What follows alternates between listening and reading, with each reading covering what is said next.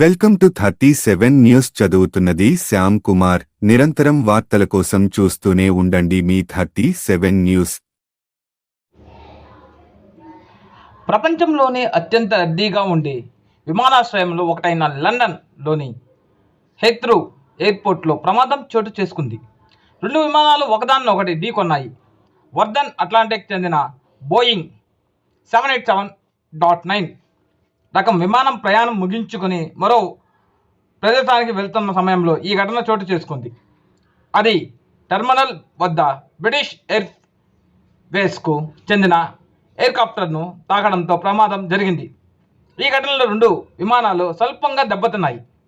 ఇరు సంస్థలు ఈ విషయాన్ని ఓ ప్రకటనలో ధృవీకరించాయి.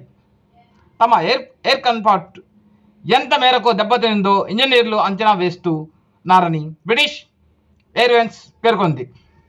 ప్రయాణికులకు ప్రత్యామ్నాయం ఏర్పాటు చేస్తున్నామని తెలిపింది. మరోవైపు ఈ ప్రమాదం జరిగిన వెంటనే బృందం అప్రమత్తమైంది.